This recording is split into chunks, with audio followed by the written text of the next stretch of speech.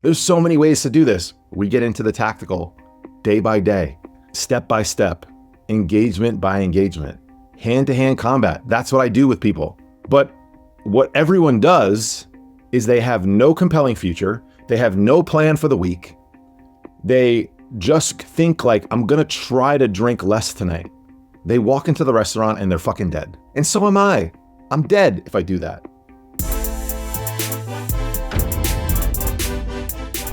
I'm Brian. I help executives inside of corporate America transform their personal life to become as successful as their professional careers have been. I'm an expert at this because I did it myself. I sat in your seat for 2 decades. I am not special. If I can do it, so can you. Welcome back to the show. This is the Success Lift Podcast. I'm your host, Brian Pannuzzo. I appreciate you being back with me. We are accumulating some new listeners each and every week. Thank you for reaching out to me to let me know that you are new to the show, that you enjoyed your first episode, and that you're looking forward to continuing to listen and tune in. Don't forget, we have 213 previous episodes that you can go binge on a little bit. You can get to know me during all of these walks and healthy things, these workouts that you're going to start doing as you pay attention to me and consume my content. But I couldn't be more appreciative to everybody who's new here. And if you are not new, and this is your 214th episode, thank you. Or if this is anywhere in between number 1 and number 214, I appreciate you. Welcome back. This week, I want to jump right into it. I'm going to talk about something that some people are going to love, other people are going to hate, and most of you are going to be conflicted. You're going to be conflicted because I have been conflicted. I still am conflicted. I was massively conflicted a couple years ago, way more so even before that. And I was completely unconscious to this topic and this issue in my life 10 years ago, which may be where you're at right now. But all of us, for the most part, have dealt with this in the past. And it is the 800-pound gorilla. Is it the 800-pound gorilla? That seems like a pretty heavy gorilla. The 800-pound gorilla in the room. We're just going to go with that. That's what I said. And that is alcohol. And now I've talked about alcohol in many recent shows. I've talked about it in the context of it's the thing, the with a capital THE, the. Do you say the or the? I usually say the. It's the or the thing that is holding you back.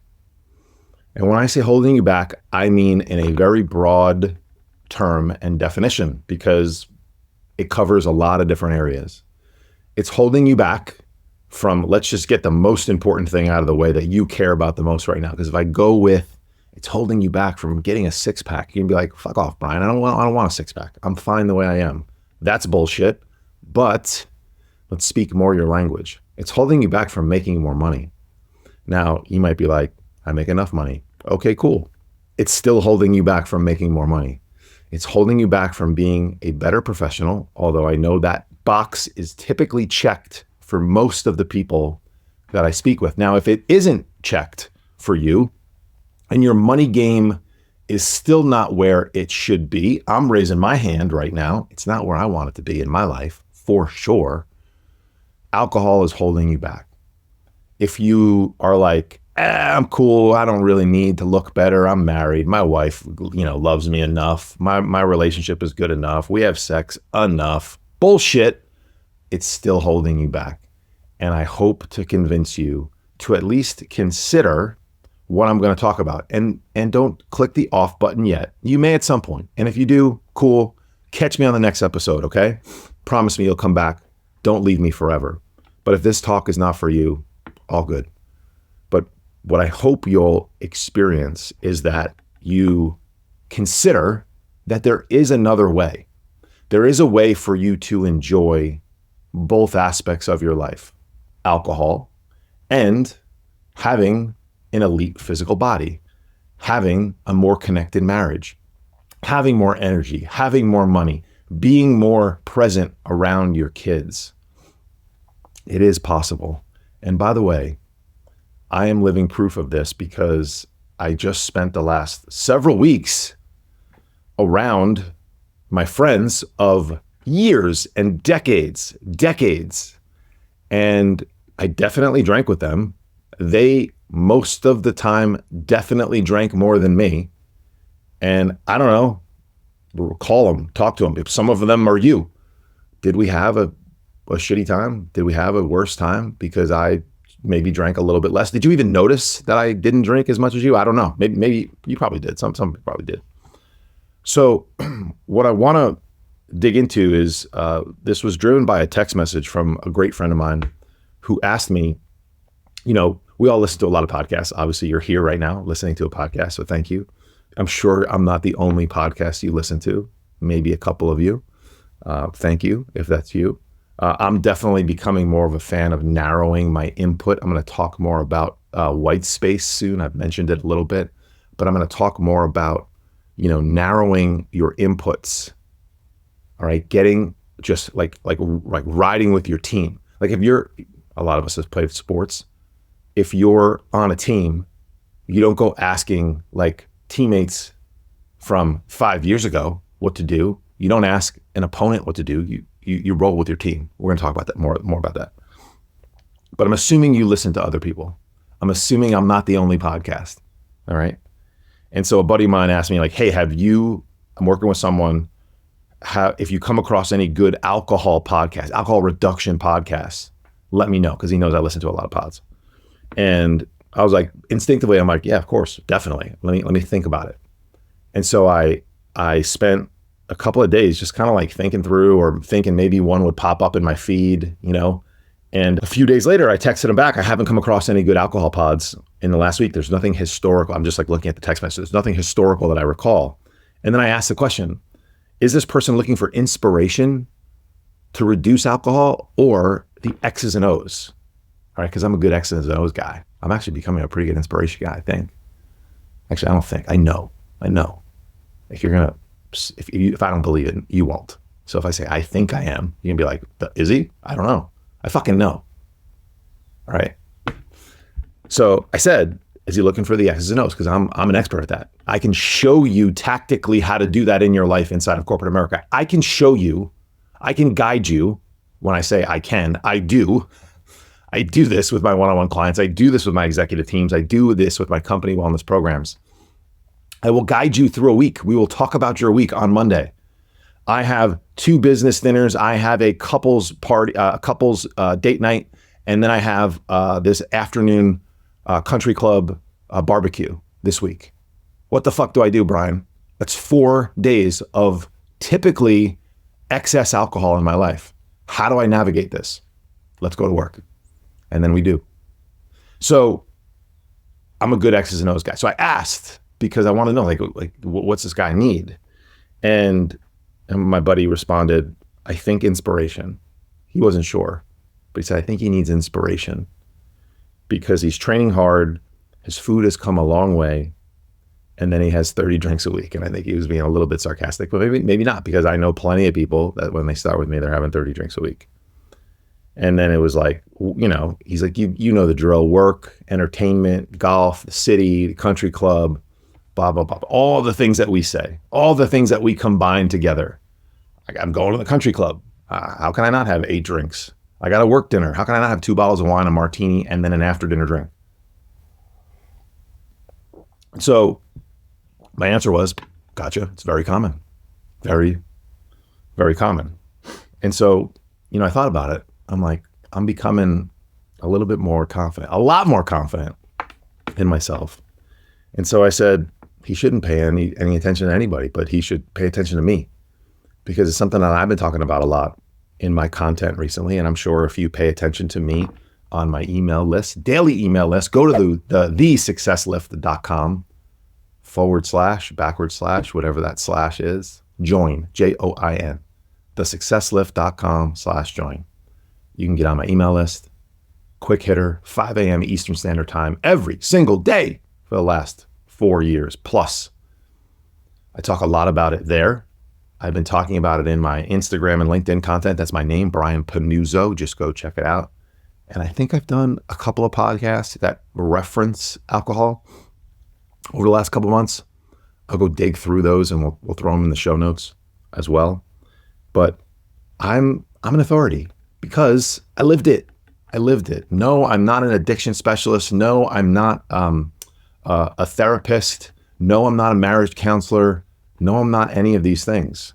I 100% put myself out there as not these things.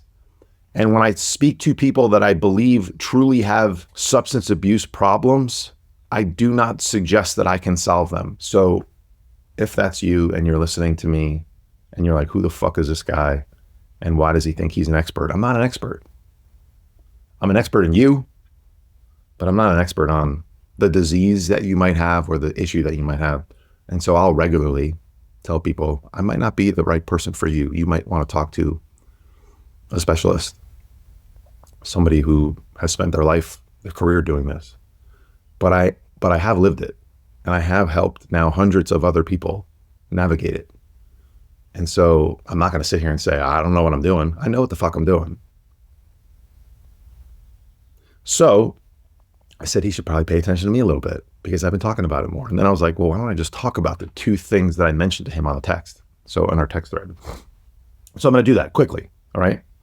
I attack this from two different spots and they ultimately converge together. Hopefully the bottom goes all the way up to the top. The floor hits the ceiling, but sometimes they converge. Okay. He's got to have let's speak to you. You got to have a compelling future. I've talked to some friends recently about what they want in their life.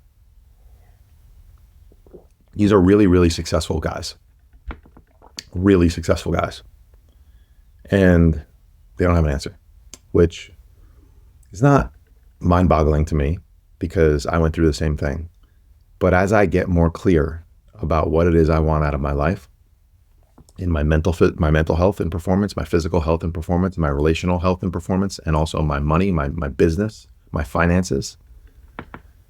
So you can break those down into three. I have people break those down into three larger categories. Energy, that's your physical health, some mental health in there too. Your work, your money, your career, your purpose inside of all those two, not just like how much money can you make, and your love, your relationships, and then the mental performance and the health comes in there too. So for me, mental health and performance kind of break down into two different buckets, your energy and your love. Your energy, clearly your physical performance, flexing again for you. Keep flexing. Check me out on YouTube if you're not on it right now. Your work, most of the time people have at least partially or mostly figured out that pay attention to me, and then your love. And so you got to get clear on what it is you want in those areas. You have to have a compelling future to be able to guide your ship in the storm. It's your lighthouse, all right? It's your North Star. If you don't have a destination to put into the GPS system, you're going to be fucking lost. You're going to be driving around this neighborhood that actually feels familiar to you, but you're not quite going to be getting where you need to go. And how frustrating is that? So I have people create a future for themselves. This is not an easy task. We suck at it at first. You should see the first cuts of what I call my elite self-image, your elite self-image, your future. I'm in programs that call it your morning formula, the movie theater of your life.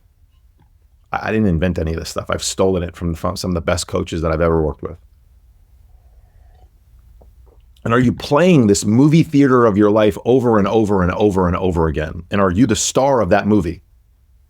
And is that movie the greatest fucking movie that you have ever watched in your life? Can you not wait to get up and watch that movie and be in it and feel it and get all the emotions from it? When you're able to do that, you are very clear on where you want to go in aspects of your life. And until you do that, until you can articulate that, there's going to be areas of your life that you're going to be stuck in. It's just the fact. It's not like, it's not terrible. It's where most people are. But it is the unlock. It is the unlock. It's also the greatest real-time accountability coach you can ever have. I've talked about this before. If you know exactly what you want to look like and be able to do physically, what you're capable of doing, if you know how you want your daughter to feel when you're able to pick her up and spin her around and squat with her on your shoulders and carry her around the fucking theme park because she's tired, and take her up that huge flight of stairs and race her up up 9 flights of stairs, like I was doing with my kids a few years ago at a resort in Cabo for spring break. If you want her to look at the vein in your bicep and poke at it when she sees it, or the bumps on your traps, like if that moves you emotionally, you should develop a picture of that in your head. If you want your wife or your husband to double take when you get undressed to get into the shower, or you get out of the shower, or you take your shirt off or your cover up at the club this summer, and you know how proud they are of you, and you're like, and they're looking at you, they're like, fuck yeah. And you know that other husbands or wives are checking you out, and they're secretly going, wish my spouse looked like that. These are things that you can play over in your head. Like, I feel confident when I say these words. That's not the goal of mine. I don't do what I do physically so that I could take off my shirt and have other women, because I don't give a fuck, care about my wife, go, oh my God, I wish my husband looked like that. But it ain't a bad outcome. Like, it's not something that's like, oh, I don't care about that. It certainly provides me with a level of confidence that I take into other areas of my life. And so I can always ask that version of me, what do I do right now? What does Brian do today? Does Brian open up a bottle of red wine on a Tuesday night because it was a tough day at work, because we might have just had a little chippy argument with Tasha and I, and she went to bed, and so I'm going to sit and watch Netflix and just take down 3.5 glasses of wine, eat a couple gummies, stay up an hour too late, not get up for my workout, be hazy tomorrow, but go to work. Of course I'm going to go to work. I'm not going to skip work. I'll skip the fucking workout, but I'm not going to skip work. I'll grab a bacon, egg, and cheese on the way in. I'll skip out on my personal commitments, but I never would miss work for that. I'll just go and operate suboptimally. There's where your money is being affected, by the way, when you're operating suboptimally at work. You just don't know it because you don't know where your baseline is. Your baseline is shit. I've had people just start to make some basic changes in their life, and a month in, they're like, wow, my energy is better. Like, it's so weird. Like, I'm like, yeah, you don't feel like shit anymore. You have just assumed that this is how you're supposed to feel on a regular basis. And all we've done is just take you up 1 or 2 flights of stairs. Wait till we get you feeling really, really good. So a compelling future is the first thing that you need. All right. That's up here. That's in the clouds. It's in the clouds. Then there are the X's and the O's of planning your week out. I referenced that when I said, my client has 4 commitments this week. When we developed our plan, we didn't plan for 4 nights of heavy drinking per week. That's just not going to get results. Now, I'm not saying that you can't have weeks like that, because once in a while it's going to happen. I'm also not saying that you can't navigate every single week like that too, because that's also possible. So we start with, okay, this is the week in front of us. What do we do? Well, first question is always, what do you want? What do you want to accomplish on Sunday night or Sunday morning or whenever you're doing your weekly review and planning? By the way, do you do a weekly review and plan for yourself. Do you audit your days? Do you audit your weeks? Do you benchmark yourself against scoreboards? I know some people that do. Inside of my program, baby. When you look back on the week, how do you want to feel? Now, that's not like this challenging the manhood of everyone and go, I want to feel great. I want to feel like I dominated the week. Sometimes that's not what the outcome is. If you're going to go on vacation with your family or go away with your wife or your husband, and I say, what do you want to have accomplished at the end of the week? And you go, I want to hit my nutrition 100%. I want to hit all my workouts. I want to be this. I want to be that. And you don't mention anything about connection, and you don't mention anything about a great meal, and you don't mention anything about, a couple of great bottles of wine or some champagne during a sunset. You're fucking fired. I'm firing your ass. I don't want to work with you. I'm just kidding. Not that much. So the question is an all-encompassing question. How do you want to feel? What do you want to have accomplished? It allows you to think through. It allows you to calculate the end result. Once we have the end result, we simply just reverse engineer what are the behaviors that you need to exhibit this week in order to achieve that. Then we go line by line. I'm a very, very calculated, spreadsheet oriented, put it into the model kind of guy. I spent 20 years of my life doing that. So have you. Whether you work with a spreadsheet or not, you have these processes inside of your professional life. Just apply them in your personal life, and Jesus Christ, it'll get a whole lot better. And so we look at each day, and then we start to prioritize it.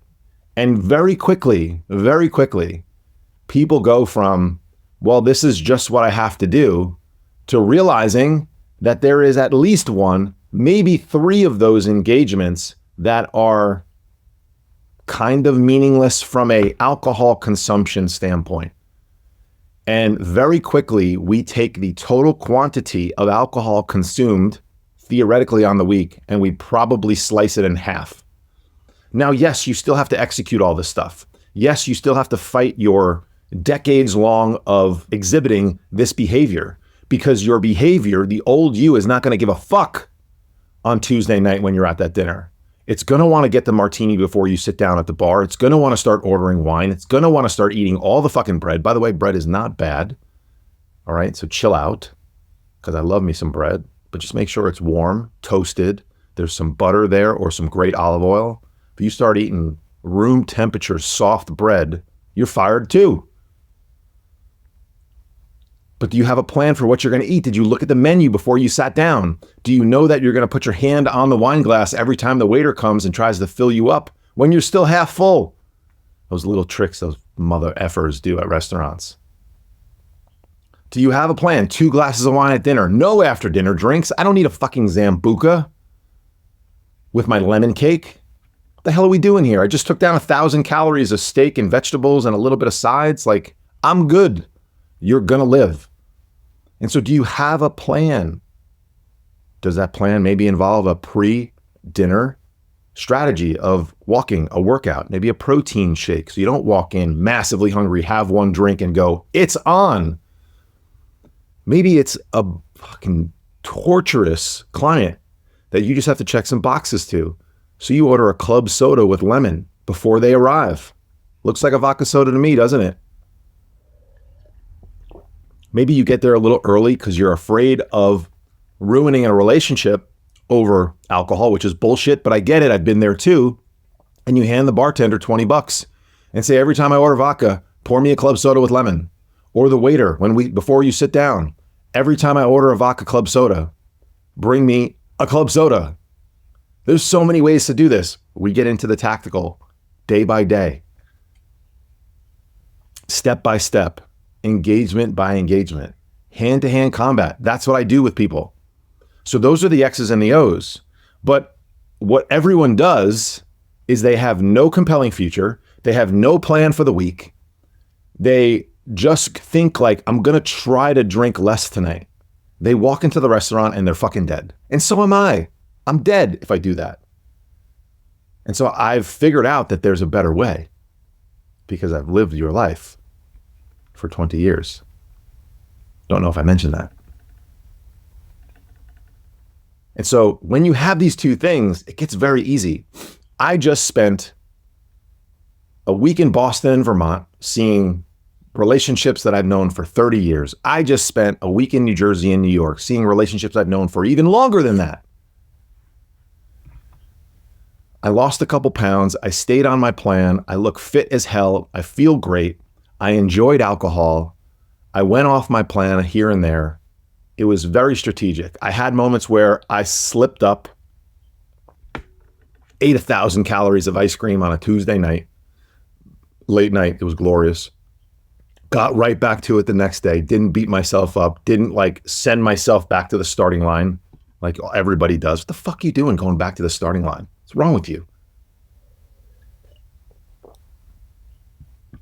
And so these are the two things that you need to do inside of your life. You need to develop a compelling future.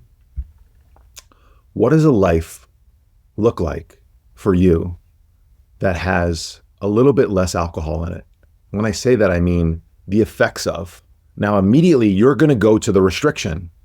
I can't do this. I can't do that. Bullshit. You can't do it. Yes, you can. And you're going to tell me that it's not going to be as fun. There's only one way to find out. And when I say as fun, I mean, yeah, maybe you're going to want to take your pants off less and jump in the pool late night. But is that really what you're looking for? Add to the mix how you feel the next day. Add to the mix your productivity. Add to the mix your ability to stay on a plan. Add to the mix your energy levels. Add to the mix that like you actually can connect better with your spouse when you're not constantly foggy. Add to the mix your performance at the office. It's not like an apples to apples thing.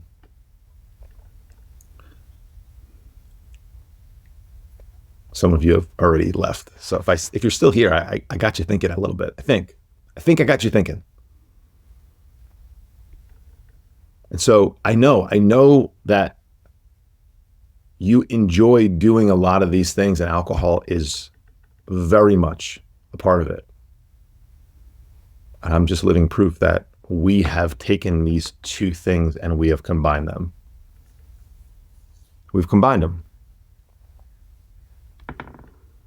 We are the ones that combine these things together. And there is a place, there is a world that exists. There are people out there. There are people out there that are massively successful, that look and feel great, that do enjoy some alcohol, that do practice and exhibit some restraint, and that do not have any worse time than you. You are the one telling yourself that it's going to be a different experience. And as I say to everybody that's like kind of on the fringe about maybe trying something different and working with me or doing something different in their life, there's only one fucking way to find out. Do it. You can always go back. You can always put back those 20 pounds on that you lose. Good luck convincing you of that once you do. You can always have less sex in your marriage once you start having more. You can always give away the more money in the bank that you start making. You can always go back to staring at your phone and being less connected with your family. You can always reduce the connection of the friendships that you improve.